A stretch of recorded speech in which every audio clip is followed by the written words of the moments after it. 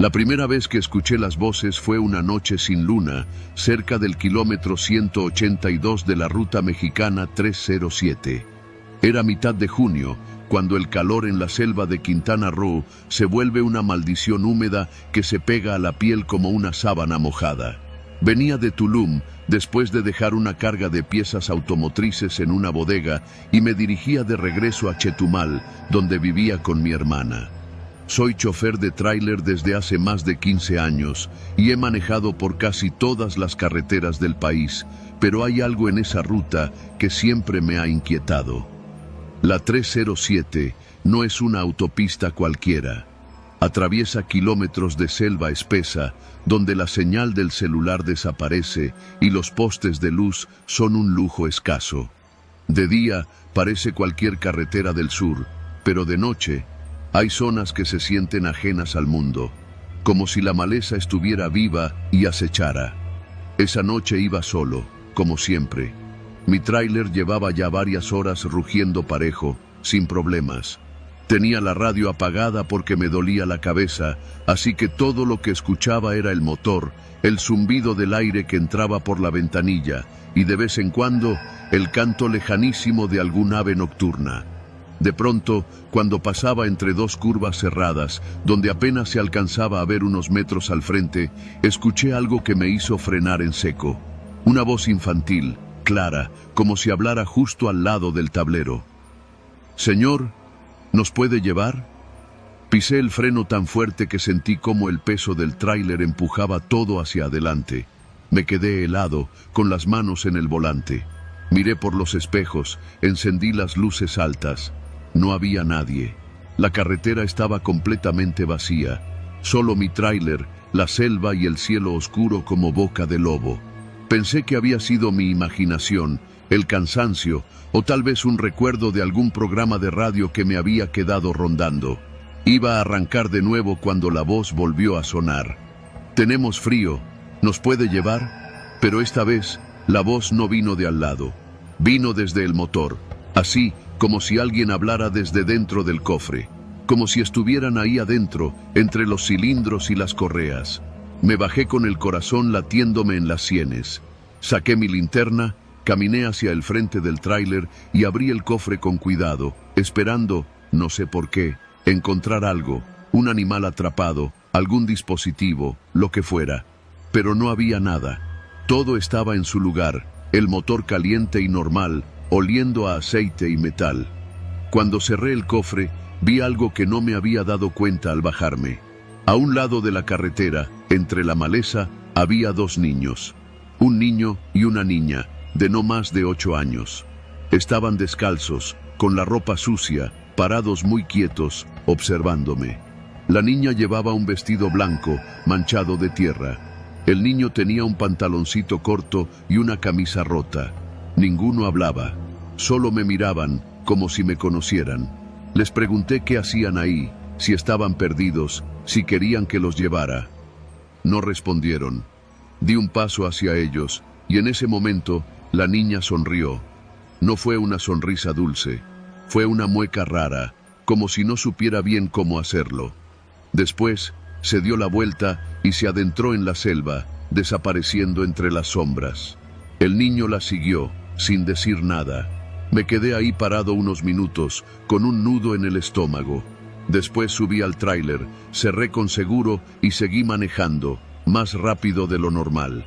Intenté convencerme de que había visto mal, que eran niños de alguna comunidad cercana jugando en la noche, que las voces venían de algún truco del oído. Pero media hora después, volvieron. «Señor, ¿nos puede llevar ahora?» La voz era más clara, y esta vez se escuchó justo debajo del volante, como si saliera desde las entrañas del tráiler. Quise parar, pero sentí una presión en el pecho, como si no debiera detenerme. Apreté el acelerador y seguí, rogando por ver alguna señal de vida, otro coche, un retén, cualquier cosa. Pero no había nada. Al pasar por el kilómetro 191, algo cambió. Las luces del tablero parpadearon y se apagaron. El motor empezó a vibrar de forma irregular, como si algo estuviera mal. Y de repente, el tráiler se apagó por completo. Frené como pude y bajé otra vez. Revisé el motor, los fusibles, el diésel. Todo estaba en orden, pero no encendía.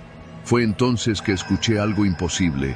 Un llanto, clarísimo, saliendo de adentro del motor. No eran sonidos mecánicos ni crujidos normales. Era un llanto humano, suave, desesperado. Nos quemamos, señor. Nos duele. Sentí que se me doblaban las piernas. Retrocedí unos pasos sin saber qué hacer. ¿Llamar a alguien? ¿A quién?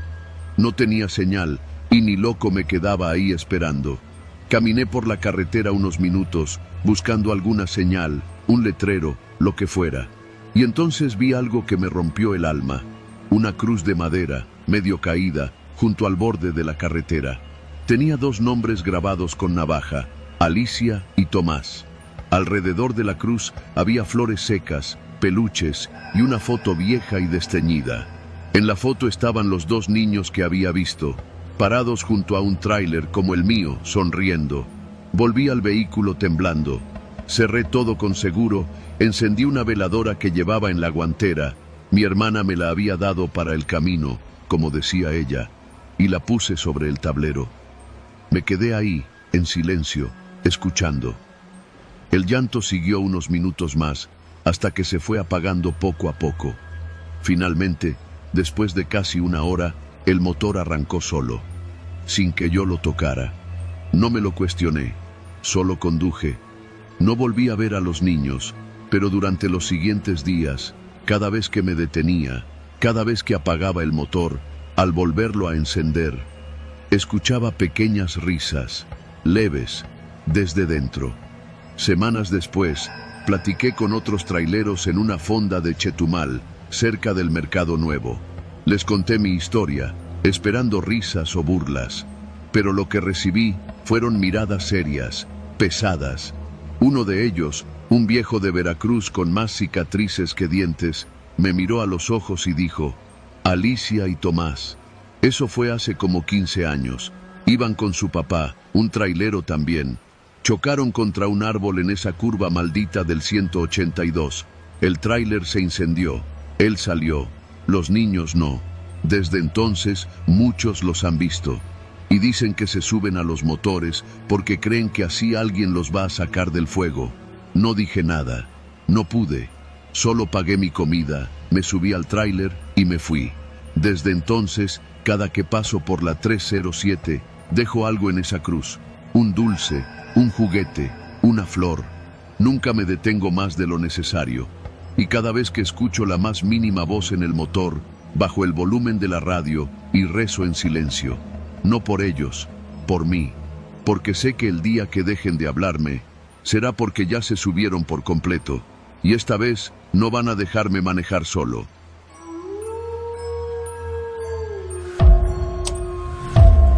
Yo no creo en la suerte, mucho menos en el destino.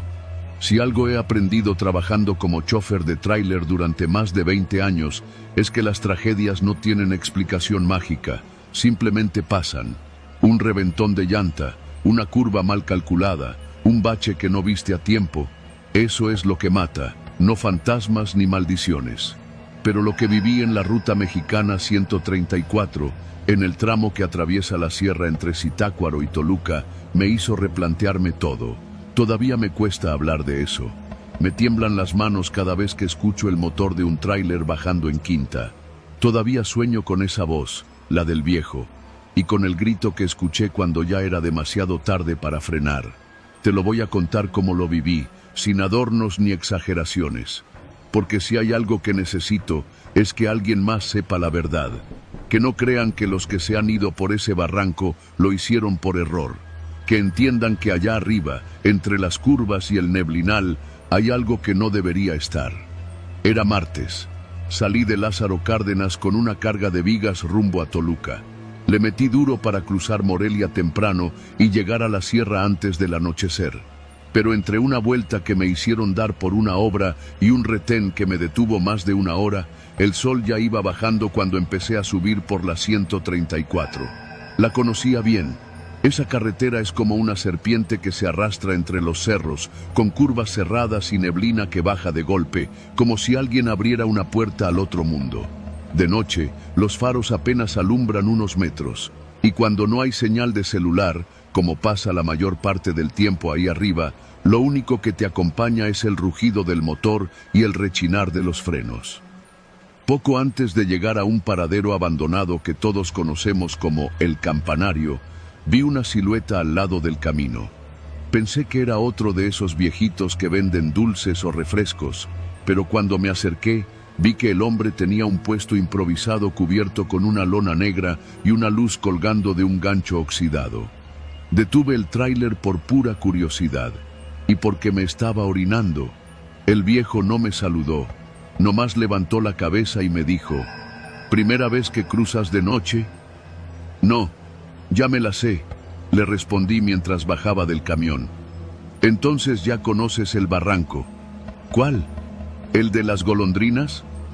No, el que se abre cuando la ruta se niega a dejarte pasar. Fruncí el ceño, pensando que hablaba de una leyenda local. Algunos dicen que por esas curvas se aparece una mujer de blanco o que hay un perro sombra que te sigue desde el retrovisor. Puras cosas para espantar novatos. Pero el viejo sacó una caja de madera, de esas que parecen de reliquias, y la abrió frente a mí. Estaba llena de hojas de papel arrugado, amarillentas, con rutas dibujadas a mano y anotaciones en rojo. Todas eran diferentes, algunas tenían marcas, otras símbolos raros. Elige un mapa, me dijo, uno que te evite la muerte. Me reí, pensé que era una broma, o que quería sacarme unos pesos con alguna superstición. Aún así, tomé uno al azar. El viejo lo revisó y murmuró: ese también lleva al barranco. ¿Y entonces para qué sirven?, pregunté, algo molesto. Para que sepas que no hay escapatoria, pero al menos no será una sorpresa. Quise devolvérselo, pero él negó con la cabeza. Me miró con ojos oscuros, opacos, como si ya no tuviera pupilas. Te va a buscar, chofer, a ti y a los que ya pasaron por aquí. Nadie regresa igual. Volví a mi tráiler sin decir más. Dejé el mapa en la guantera. Pensé en tirarlo, pero algo me hizo conservarlo.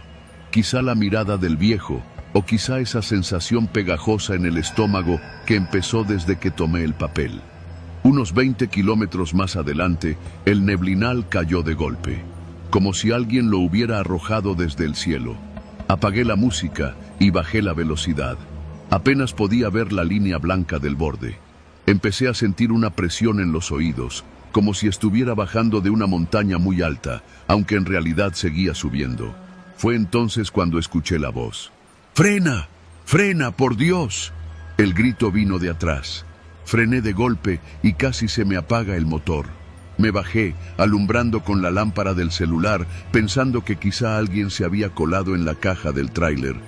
Nada, ni una huella, ni una sombra. Volví a subir, temblando sin saber por qué. Pero no fue frío, era otra cosa, como si el aire ya no fuera aire, como si fuera una sustancia espesa que se metía por la nariz y por los ojos. Seguí avanzando. A los pocos minutos, el mapa que había dejado en la guantera se deslizó solo, como si algo lo hubiera empujado. Cayó al piso del copiloto y se abrió en una de las curvas. Ahí, en tinta roja, estaba escrito: Curva del olvido. No frenes, no mires atrás. Me congelé. La curva que venía se llamaba así: Curva del olvido. No estaba en ningún letrero oficial, pero todos los choferes la conocían por ese nombre, por la cantidad de accidentes que ahí habían ocurrido. Tragué saliva. Cuando entré a la curva, vi una figura parada justo en el borde. Una mujer de vestido blanco, con la cabeza gacha. No quise frenar, pero tampoco pude evitar voltear.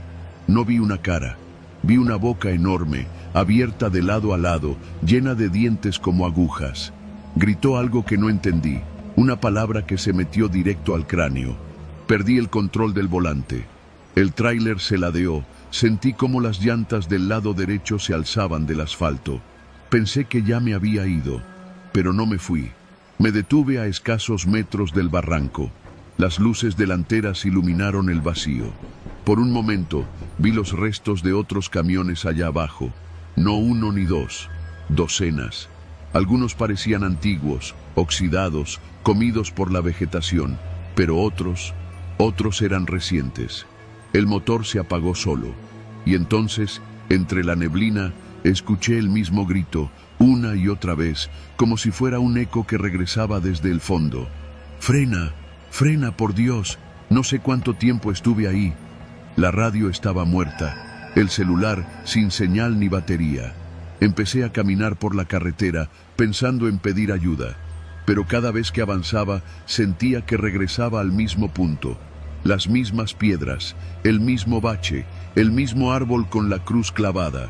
Revisé el mapa, buscando alguna ruta alterna, pero todas las líneas llevaban al mismo lugar, el barranco. Lo peor vino cuando vi otro tráiler igual al mío, detenido del otro lado de la curva. Fui corriendo, pensando que alguien más estaba atrapado, pero cuando me acerqué, vi que tenía mi misma placa, mis mismos golpes en la defensa, mi mismo llavero colgando del retrovisor. Miré dentro y vi mi cuerpo. Estaba sentado al volante, ojos abiertos, boca colgando, un hilo de sangre seca bajando por la frente. Corrí, no sé cuánto, no sé por dónde, solo corrí hasta que vi otra vez el puesto del viejo. Pero ya no estaba el viejo, solo había una silla vacía y una caja llena de mapas abiertos, esparcidos por el piso como hojas caídas. Volví al tráiler, o lo que quedaba de él. Encendió como si nada. Manejé sin pensar, como en trance.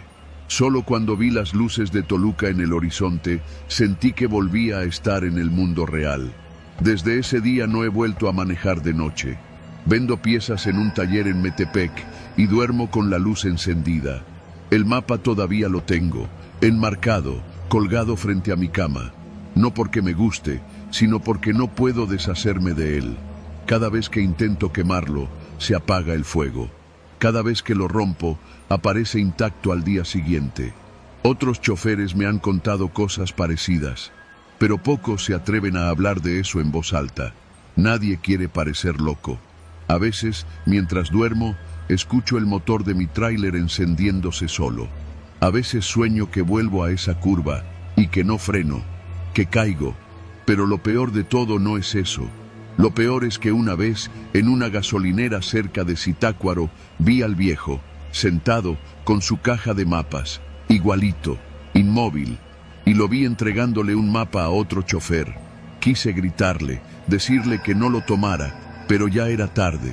Todos los caminos llevan al barranco, solo que algunos tardan más en llegar.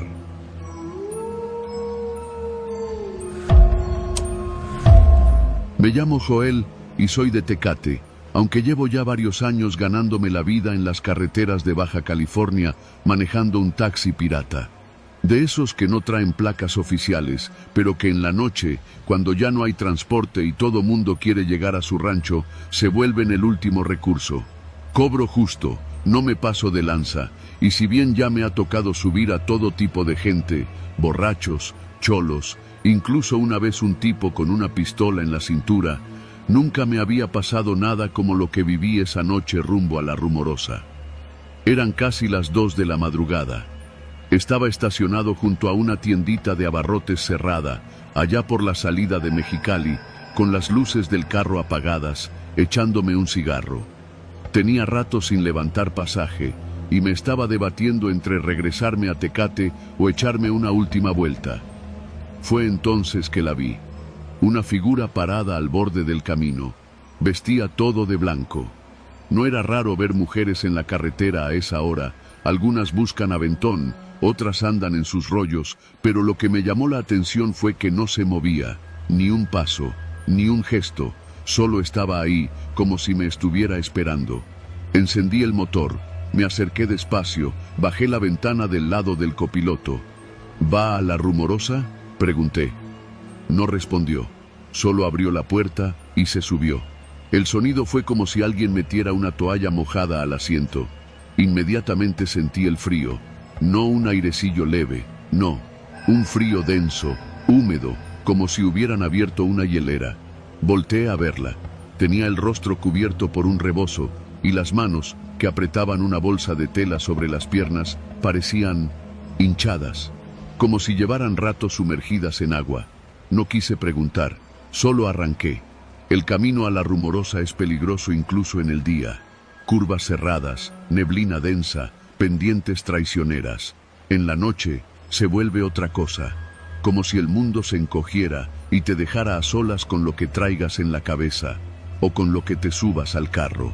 Avanzamos sin hablar durante unos 20 minutos. En el retrovisor podía ver su silueta apenas. Seguía sin moverse, con la cabeza agachada. El silencio era tan espeso que me sentía como si hablara solo al pensar. Para intentar romper la tensión, le dije: «Está pesada la neblina, ¿verdad?» Nada, ni una palabra. Volví a mirar por el retrovisor y entonces vi algo raro.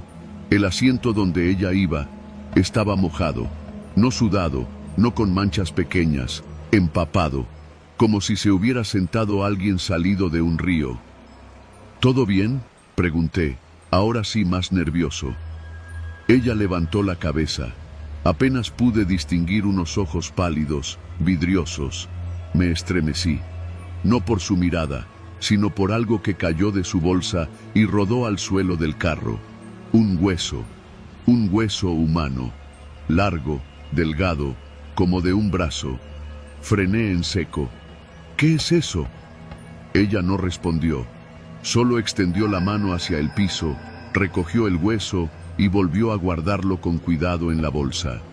Su piel tenía un tono amoratado, hinchado, como piel muerta. «Mire, señora, bájese por favor. No sé qué traiga, pero no quiero problemas». Y entonces, por primera vez, habló. «No es para ti». Su voz era baja, pero sentí que vibró en todo el coche. «¿Qué no es para mí?». «La carga, el encargo, no era para ti».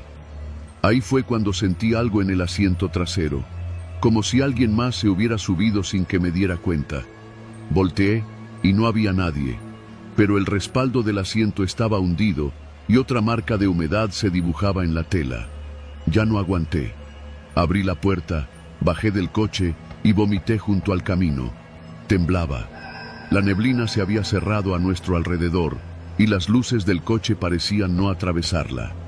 Cuando volví a mirar hacia adentro, la mujer ya no estaba. Las dos puertas estaban cerradas, pero ella no estaba. Ni ella, ni la bolsa, ni el hueso. Lo único que quedó fue la humedad. Manchas oscuras en los asientos, como si alguien hubiera estado empapado. Y ese olor, entre tierra mojada y carne descompuesta. Regresé al carro, más por instinto que por decisión. Encendí el motor y arranqué. Solo quería llegar a Tecate, a mi casa, a cualquier parte. Pero el camino no se acababa. Sentía que la carretera se alargaba, que cada curva era igual a la anterior. Miraba el reloj del tablero, eran las 2:23. Volví a mirar 10 minutos después, seguía marcando las 2:23. Me empezó a entrar una desesperación que no puedo explicar. Golpeaba el volante, gritaba, encendía y apagaba las luces. Nada cambiaba. La neblina seguía ahí, el tiempo detenido, la humedad aumentando. Y entonces volvió a hablar, desde el asiento de atrás. «No debiste mirar el hueso». El aire se volvió irrespirable. Me giré con torpeza, y esta vez sí la vi bien. No era una mujer, no completamente. Tenía el rostro reventado en partes, como si hubiera estado bajo el agua días enteros. Los ojos colgaban, la piel de la mejilla se abría como una flor podrida. Sonreía, y esa sonrisa no era humana. El coche se apagó, las luces murieron, y en la oscuridad más total la escuché decir: «Vas a llevarme hasta el final, aunque no quieras». Recé. No soy creyente, pero en ese momento recé lo poco que recordaba del Padre Nuestro. Cerré los ojos. Cuando los abrí, estaba solo. Eran las 4 de la mañana, el coche encendido, el asiento seco, como si todo hubiera sido un sueño, pero había marcas, manchas de agua, en todos los asientos. Y la bolsa, sí, Esa bolsa de tela seguía ahí, en el piso del copiloto. No la toqué, solo manejé. Llegué a una gasolinera, pedí ayuda. Llamaron a la policía, revisaron el coche. Dijeron que la bolsa no tenía nada, pero nunca la abrieron delante de mí.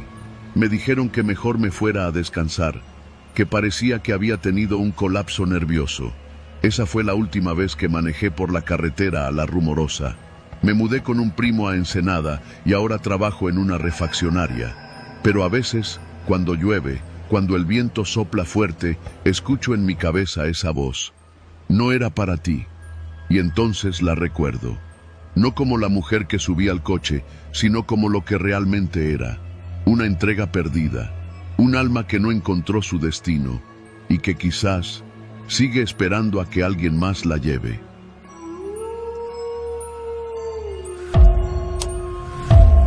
Me llamo Joel y soy de Tecate, aunque llevo ya varios años ganándome la vida en las carreteras de Baja California manejando un taxi pirata.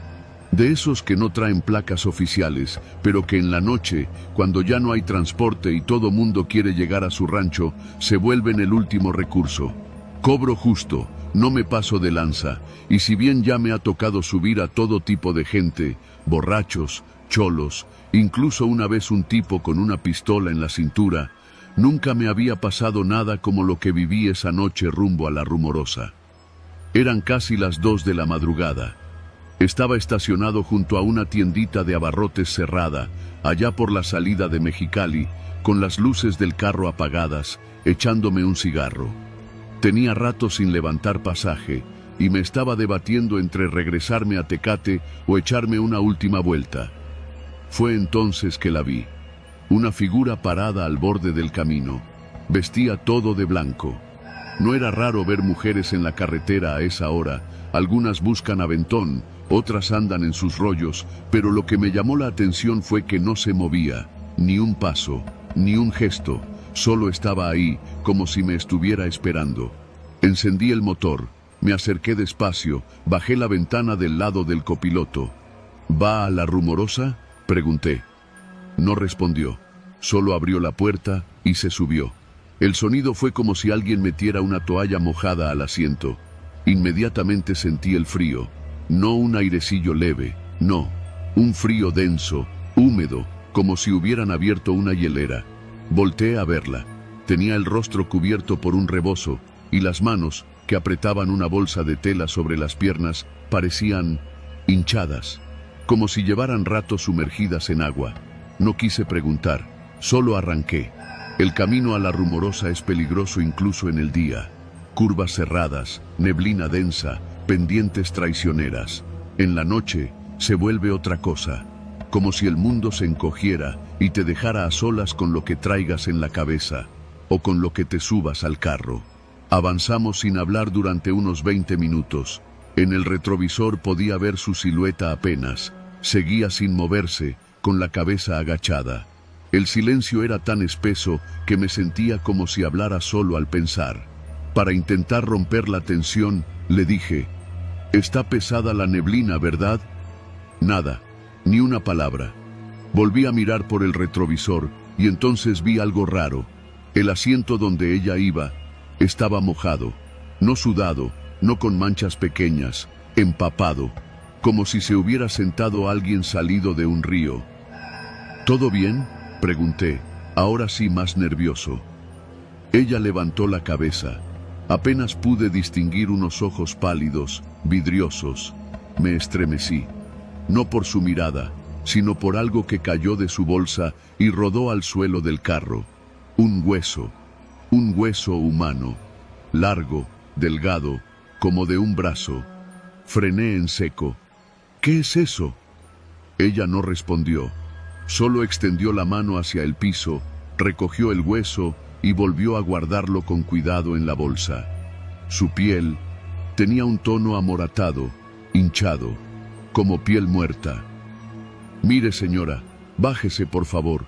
No sé qué traiga, pero no quiero problemas». Y entonces, por primera vez, habló. «No es para ti».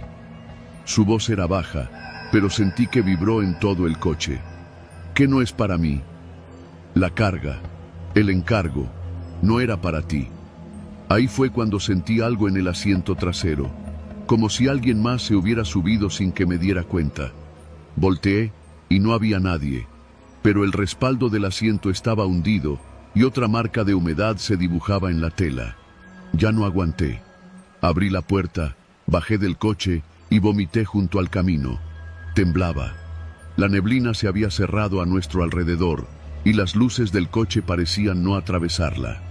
Cuando volví a mirar hacia adentro, la mujer ya no estaba. Las dos puertas estaban cerradas, pero ella no estaba. Ni ella, ni la bolsa, ni el hueso. Lo único que quedó fue la humedad. Manchas oscuras en los asientos, como si alguien hubiera estado empapado.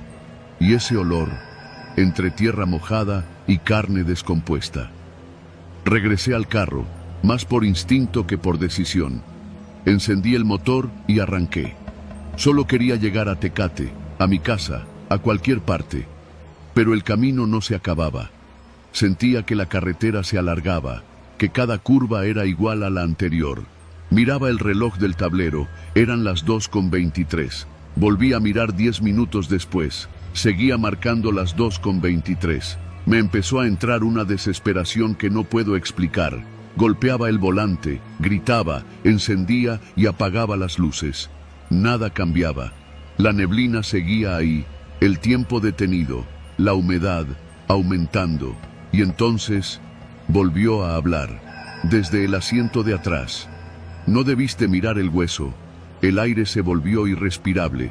Me giré con torpeza, y esta vez sí la vi bien. No era una mujer, no completamente. Tenía el rostro reventado en partes, como si hubiera estado bajo el agua días enteros. Los ojos colgaban, la piel de la mejilla se abría como una flor podrida. Sonreía, y esa sonrisa no era humana. El coche se apagó, las luces murieron, y en la oscuridad más total la escuché decir: «Vas a llevarme hasta el final, aunque no quieras». Recé. No soy creyente, pero en ese momento recé lo poco que recordaba del Padre Nuestro. Cerré los ojos. Cuando los abrí, estaba solo. Eran las 4 de la mañana, el coche encendido, el asiento seco, como si todo hubiera sido un sueño.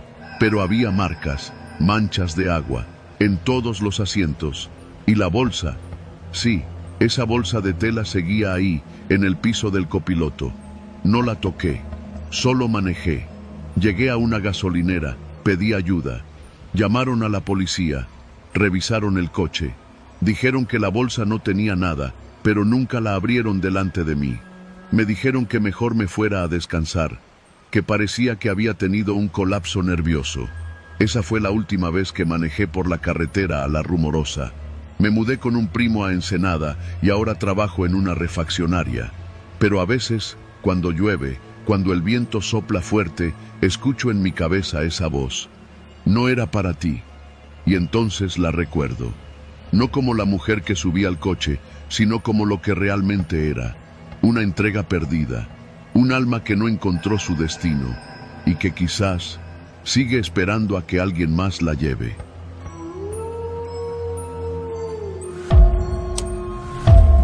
Yo no creía en nada de eso. En fantasmas, ni maldiciones, ni mucho menos en manos salidas de la nada. Todo eso lo dejaba para las películas de miedo o para las historias que contaba la abuela en la cocina, mientras calentaba tortillas en el comal y decía que no debíamos silbar de noche. Puras jaladas, pensaba yo, hasta que me tocó ver lo que nadie me va a creer, pero igual lo voy a contar. Era una noche cualquiera. Bueno, no cualquiera. Era la última noche del mes de octubre, pero eso no importaba para mí. Yo me dedicaba a hacer entregas con mi coche, a veces llevaba mercancía legal, a veces no tanto. Ya sabes, uno tiene que comer. Esa noche iba saliendo de Oaxaca rumbo a Juchitán, por la vieja ruta mexicana 190. No era la primera vez que hacía ese trayecto de noche, pero sí la primera que me daba tanta desconfianza. Desde que pasé San Pedro Totolapam, empecé a notar que la niebla bajaba demasiado rápido, como si alguien la hubiera echado con cubeta sobre la carretera. Encendí las luces altas pero apenas y se veía a unos metros adelante. La carretera se sentía larga, como si nunca fuera a terminar. No me gustaba manejar así, pero tenía que entregar un encargo antes de las 5 de la mañana. Al menos eso me habían dicho los que me pagaron. Llevaba un bulto en la cajuela. Me dijeron que no lo abriera, que solo lo dejara en una dirección en el Espinal, cerca del Panteón. Me pagaron la mitad por adelantado y prometieron el resto cuando entregara. Pensé que podía ser cualquier cosa, piezas robadas, equipo médico ilegal, drogas. No me importaba, la neta. Yo solo manejaba. Pero desde que me lo dieron, sentí algo raro, como si el aire alrededor del coche se hiciera más pesado. Y no es mamada, hasta el estéreo dejó de funcionar. A eso de las 2 de la mañana, cerca de la Reforma, una patrulla me hizo la parada. No venía rápido ni haciendo nada raro, pero el retén estaba ahí, en medio de la pinche nada. 2 federales con cara de estar hartos de la vida me pidieron bajar la ventana. El más alto me preguntó de dónde venía y a dónde iba. Le respondí con calma, sin titubear, como ya me la sabía. Me pidió bajar del coche. «Vamos a revisar la cajuela, joven», me dijo el otro, un chaparrito con cara de pocos amigos. Se me secó la boca, no por miedo a lo que llevaban, sino porque... no sabía por qué. Tenía un presentimiento. «Sí, claro», dije, tratando de actuar normal. Caminamos hacia atrás. El aire estaba helado, más de lo normal para la zona. Se me erizaba la piel. Saqué la llave y metí la mano para abrir. Pero al tocar la tapa de la cajuela, algo me detuvo. Sentí que ya estaba abierta, apenas sostenida. Entonces, lo vi. 2 manos. Salían de entre la rendija de la cajuela. 2 manos negras, huesudas, como de tierra, agarraban la tapa por dentro. Me quedé mudo. El chaparro me vio raro. «¿Qué pasa? ¿Se te trabó?», negué con la cabeza. No sabía qué decir. El miedo me subió por la garganta como bilis. «Está abierta», dije apenas. Di un paso atrás. El federal puso su mano sobre la tapa y la levantó de golpe. La cajuela estaba vacía. Vacía. El bulto que yo sabía que iba ahí ya no estaba. Ni siquiera quedaban rastros de que algo hubiera sido colocado. Solo una especie de polvo gris, como ceniza, cubría la tela de la cajuela. «¿Qué es esto?», preguntó el alto, acercándose a mirar. Yo no supe qué decir. Quería gritar que ahí había un cuerpo, algo, pero no había nada. «¿Esto es ceniza o qué?», preguntó el chaparro tocando el polvo. Lo peor fue cuando vi sus dedos. Apenas los tocó y la piel de sus yemas se empezó a resecar al instante, como si se quemara con ácido.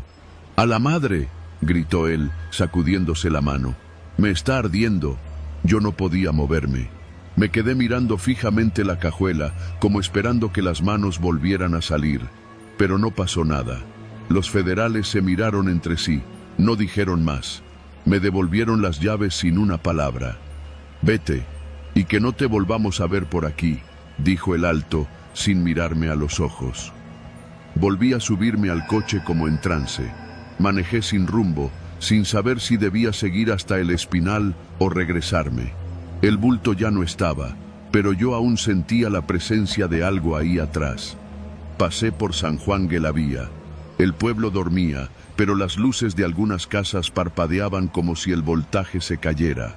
A lo lejos, en una loma, vi algo que me congeló el alma, una figura parada junto a la carretera.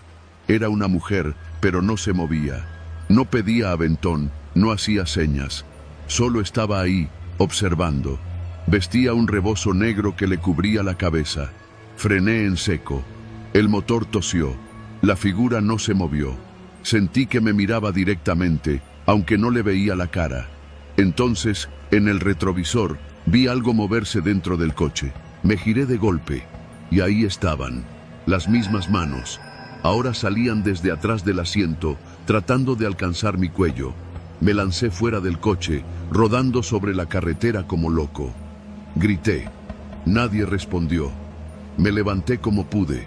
El coche seguía encendido. Las luces iluminaban la figura de la mujer del rebozo, que ya no estaba parada. Ahora estaba más cerca. Entré en pánico. Subí de nuevo, puse primera y aceleré como si el diablo me persiguiera. Las manos desaparecieron, pero el aire dentro del coche olía a humedad, a encierro, a carne vieja. No sé cómo, pero llegué a El Espinal poco antes de las 5. El sol apenas insinuaba un resplandor tenue en el horizonte. Me estacioné frente al panteón, como me habían indicado. Había una figura esperándome. Un hombre mayor, delgado, de piel curtida por el sol y ojos claros. Me miró sin sorpresa, como si supiera que yo iba a llegar así, destrozado, sucio, con la mirada ida. «No traes nada», dijo. Negué con la cabeza. «Se salió», le respondí. Y por primera vez sentí que esas palabras eran ciertas. Esa cosa se había salido sola. El hombre suspiró, dio media vuelta y se metió al panteón. Yo no supe qué más hacer. Me quedé ahí, en el coche, sintiendo cómo el peso de todo lo que había vivido me aplastaba. Cuando amaneció, noté algo más. Mis manos tenían polvo negro en las palmas, como si hubiera agarrado tierra de cementerio. Y desde entonces, cada noche, sueño lo mismo. 2 manos que me alcanzan desde el asiento trasero y se aferran a mi cuello con una fuerza imposible. Me desperté una vez con marcas rojas en el cuello. Me las vi en el espejo. No eran de mis dedos, eran más largas, más huesudas, más oscuras. No volví a hacer entregas. Vendí el coche. Me vine a vivir con mi hermana, lejos de Oaxaca, lejos de la ruta 190. Pero a veces siento que algo se subió conmigo aquella noche, algo que nunca se fue. Y cuando manejo, aunque sea un taxi o un Uber, siempre reviso el asiento trasero antes de subir a alguien. Siempre. Porque lo último que quiero volver a ver son esas malditas manos.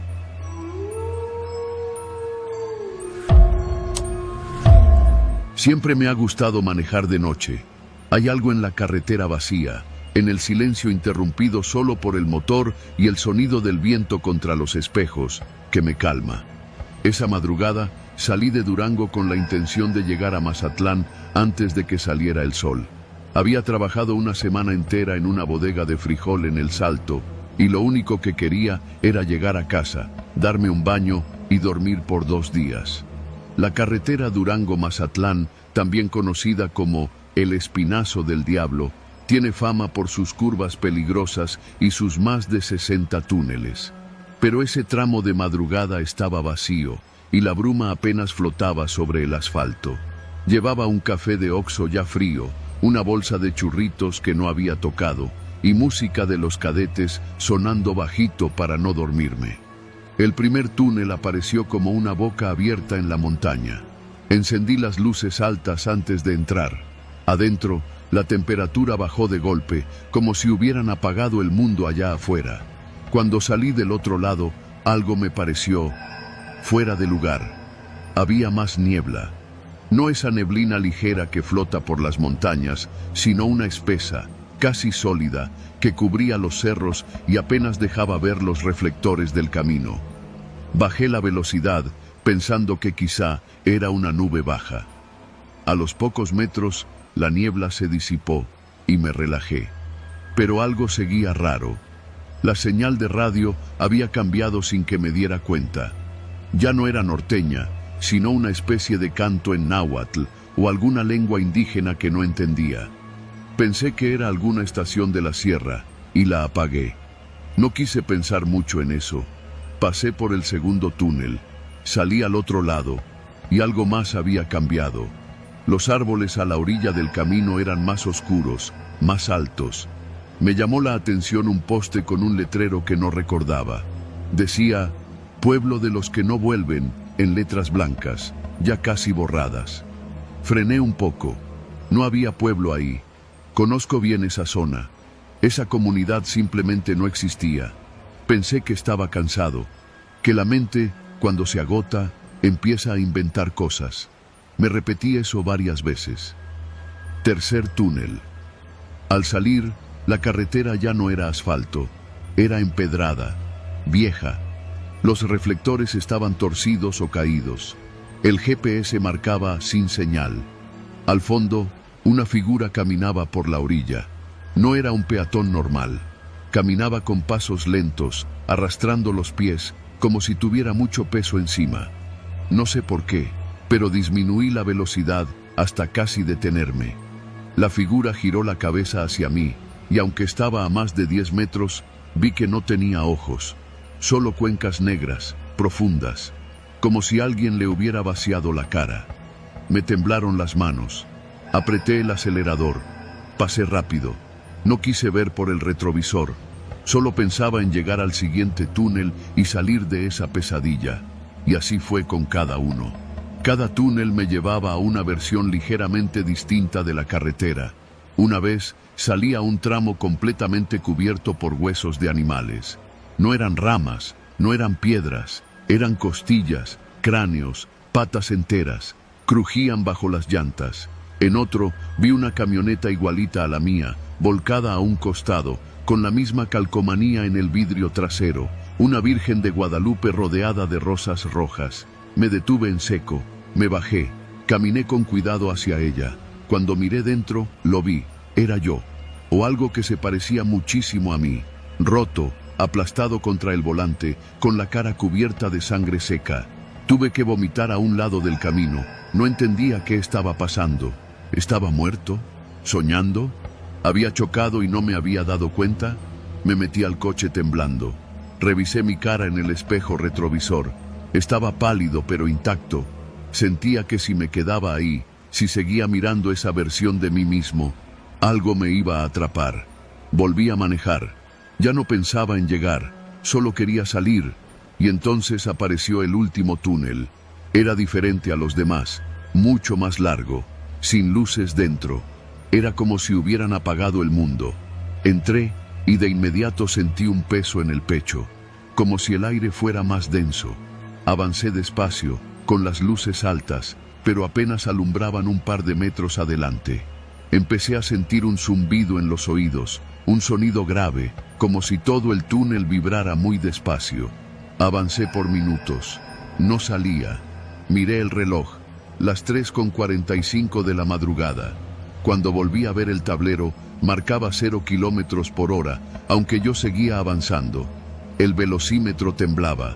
Empecé a escuchar susurros. Primero, muy suaves. Luego, más claros. Voces que me llamaban por mi nombre, que me decían cosas al oído que no quiero repetir.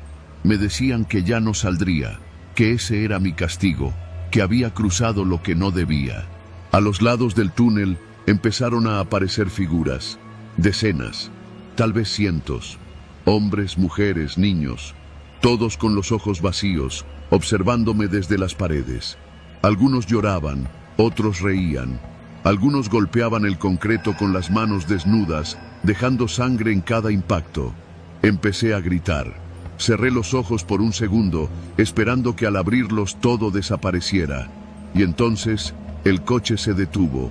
No porque yo frenara, simplemente dejó de moverse, como si algo lo hubiera detenido en seco. La música volvió a sonar sola. Era una canción que no conocía, en náhuatl, con tambores. Me bajé temblando, con las piernas débiles. El túnel seguía, pero al fondo, donde debería estar la salida, no había luz, solo una pared, una muralla de concreto viejo, húmedo, cubierto de nombres grabados, nombres comunes, como el mío. Corrí hacia ella, golpeé con los puños, grité, y entonces lo vi. Un hueco, pequeño, apenas una rendija, como si algo lo hubiera abierto con las uñas.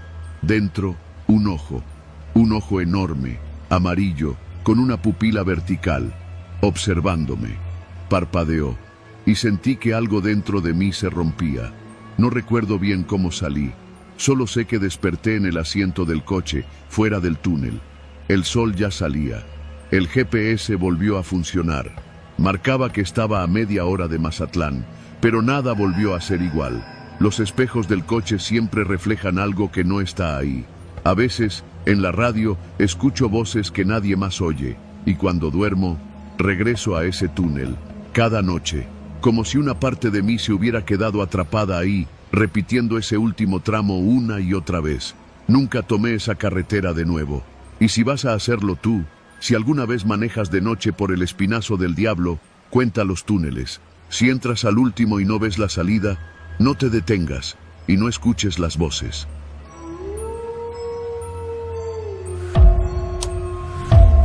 No tengo explicación para lo que pasó. He intentado olvidarlo, racionalizarlo, culpar al cansancio, a la imaginación, a cualquier cosa menos a lo que realmente fue. Pero por más que me repita que no fue real, cada vez que cierro los ojos me veo ahí, con las luces amarillas del camión parpadeando, con el eco del motor retumbando en la carretera desierta y con esa mujer, esa cosa, sentada en la parte trasera, con su cabello cubriéndole el rostro. Yo soy chofer de camión, ruta foránea. Desde hace poco más de 5 años, conduzco en la ruta mexicana número 23, un trayecto que une Zacatecas con Durango, pasando por rancherías y pueblos que parecen atrapados en el tiempo. Es un tramo largo, monótono, con kilómetros de desierto, cerros pelones y carretera que parece no acabar nunca. Lo conozco bien. Lo recorro de ida y vuelta todos los días, siempre en el mismo camión, un Dina de los 90s que se resiste a morir. Le tengo aprecio, aunque cada vez le truene una cosa distinta. La historia que voy a contar empezó una noche de viernes, a finales de octubre, justo cuando empezaban los fríos y los días se acortaban.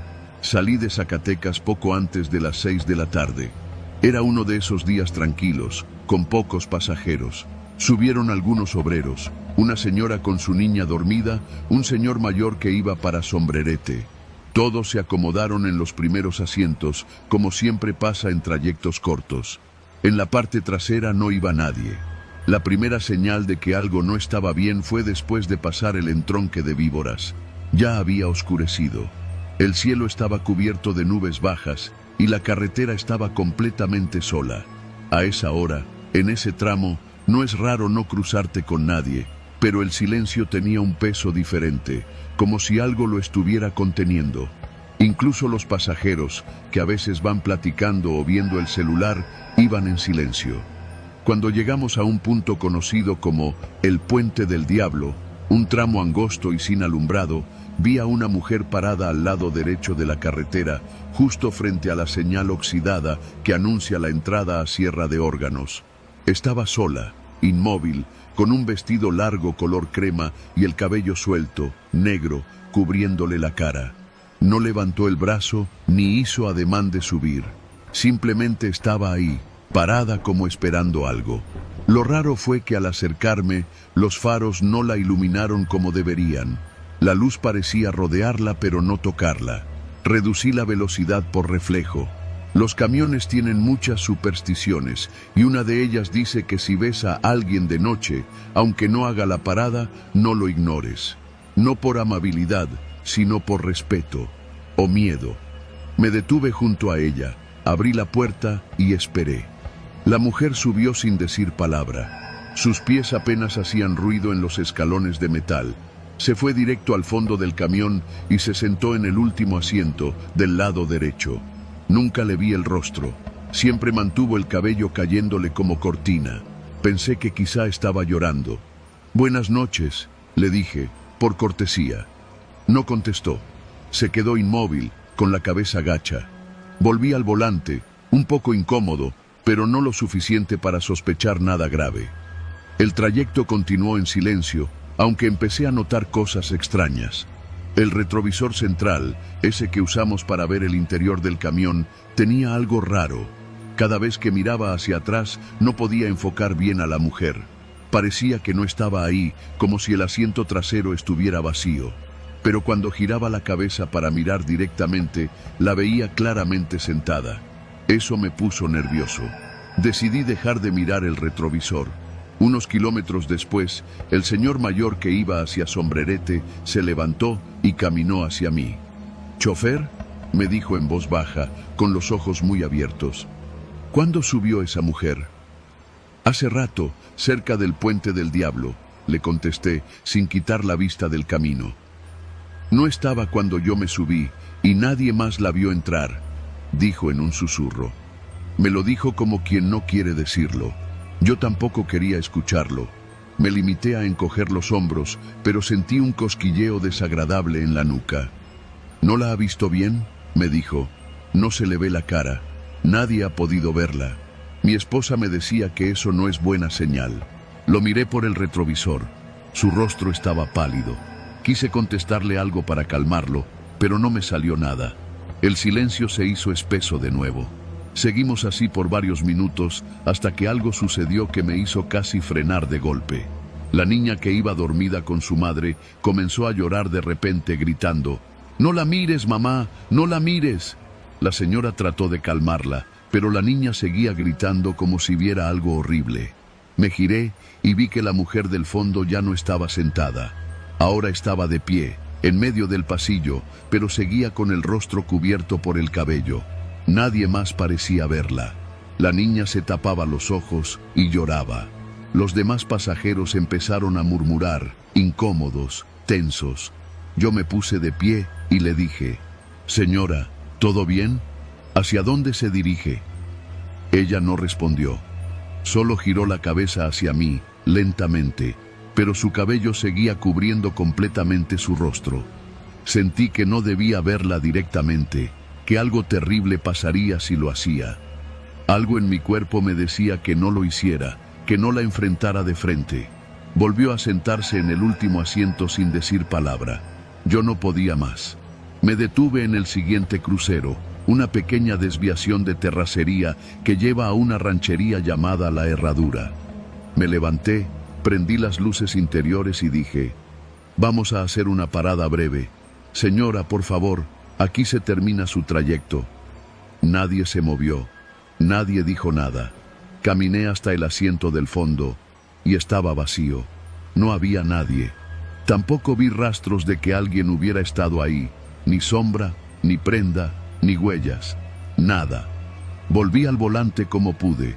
Todos los pasajeros estaban tensos. Algunos hacían oración en voz baja.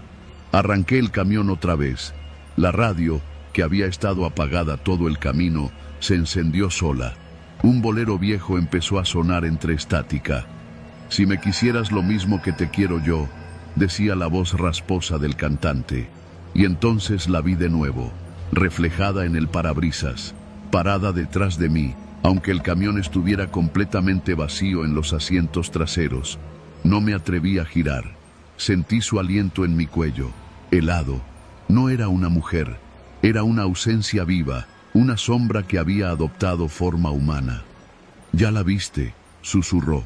El camión se apagó en seco, las luces murieron, quedamos en completa oscuridad.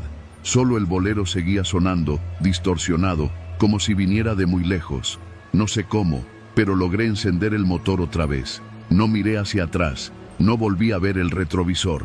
Manejé sin detenerme hasta llegar a Durango. Cuando los pasajeros bajaron, nadie dijo nada, ni una sola palabra. Sus rostros estaban blancos, los ojos vidriosos, como si todos hubiéramos sido testigos de algo que era mejor no nombrar. Al día siguiente, le conté al supervisor. Me dijo que no era el primero, que en esa ruta, cada cierto tiempo, alguien ve a esa mujer, que si le miras el rostro directamente, desaparece, pero te deja algo dentro, algo que no te permite vivir en paz. Que algunos choferes no aguantan el peso de eso y se quitan la vida semanas después. Yo no la vi directamente. Me contuve.